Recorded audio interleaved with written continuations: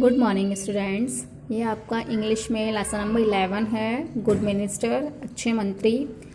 कल हमने पढ़ा था कि जो राजा थे वो मंत्री की सलाह के बिना कोई काम नहीं किया करते थे, लेकिन मंत्री की एक आदत थी कहने की everything happens for the best, यानी कि जो भी होता है वो अच्छे के लिए होता है। जो राजा थे वो इस बात पे नाराज़ हुआ करते थे, लेकिन कभी उनसे बहस नहीं करते थे। तो आज हम आगे पढ़ते हैं। वन डे, एक दिन, as the king and his minister was enjoying a meal together. एक दिन राजा और उसको जो मंत्री थे वो एक साथ खाना खा रहे थे। The king picked a knife to cut an apple. राजा ने नाइफ उठाया, यानी कि चाकू उठाया सेब को काटने के लिए। द नाइफ स्लिप्ड, जो चाकू था वो फिसल गया, एंड कट हिज फिंगर, और उनकी एक फिंगर कट गई, एक उंगली कट गई। इट बिगेन ब्लीडिंग प्रोफेसली, और अचानक से उनकी उंगली से ब्लड निकलना स्टार्ट हो गया। As the doctor attend to the king, doctor king के पास आए, यानी कि डॉक्टर जो थे वो राजा के पास आए। द मिनिस्टर सेड, तभी मंत्री ने कहा, everything happens for the best, जो भी होता है अच्छे के लिए होता है। ऑन हेयरिंग दिस, ये सब सुनकर, the king lost his temper, राजा ने अपना आपा खो दिया, यानी कि राजा जो थे वो बहुत ज़्यादा गुस्से में हो गए।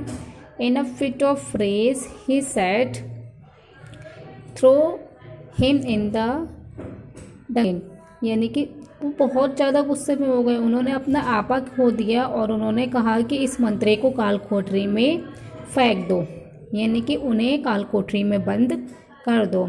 आई will hang this ungrateful minister next week, मैं इस कृतज्ञ मिनिस्टर को अगले हफ्ते लटका दूंगा, यानी कि फांसी पर लटका दूंगा।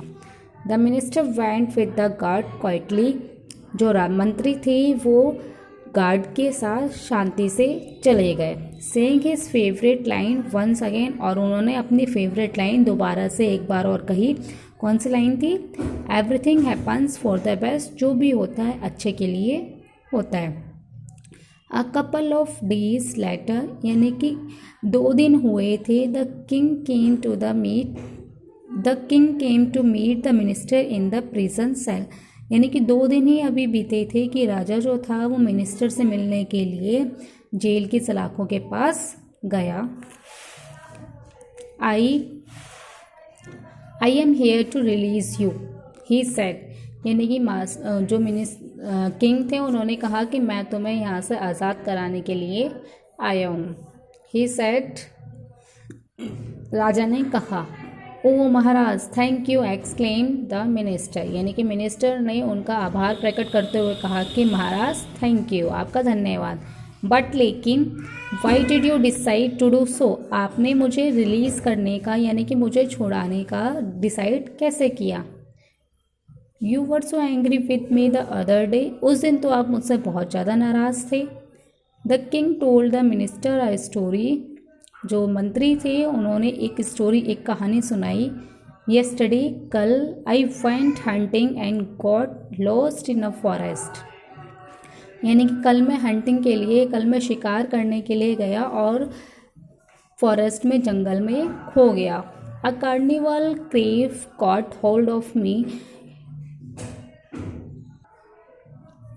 आदिवासियों का झुंड मुझे पकड़कर ले गया। They wanted to offer me to their goddess, यानी कि वो मुझे अपने भगवान को मेरी बलि देना चाहते थे, यानी कि जो आदिवासी का झुंड था वो मेरी बलि अपने भगवान को देना चाहता था। They were about to kill me when they saw that, वो मुझे मारना चाहते थे, लेकिन जब उन्होंने देखा डैड की, I did not have one finger, कि मेरे पास एक उंगली नहीं है। दे डिसाइडेड डैट, उन्होंने यह निश्चय किया कि I was not fit for sacrifice, मैं बलि देने के लिए फिट नहीं हूँ, मैं बलि देने के लिए परफेक्ट नहीं हूँ। एज, इसीलिए, they could not offer as imperfect man to their goddess, इसीलिए उन्होंने अपने भगवान को इस अनपरफेक्ट मैन को, यानी कि जो बिल्कुल परफेक्ट नहीं होता है, उस व्यक्ति को बलि ना देने के लिए कहा। सो इसीलिए they spread me and I am alive today, इसलिए उन्होंने मुझे छोड़ दिया और आज मैं जीवित हूँ। तो ये पैराग्राफ आपका यहीं पे ख़त्म होता है। आई होप आप लोगों को समझ में आया हो।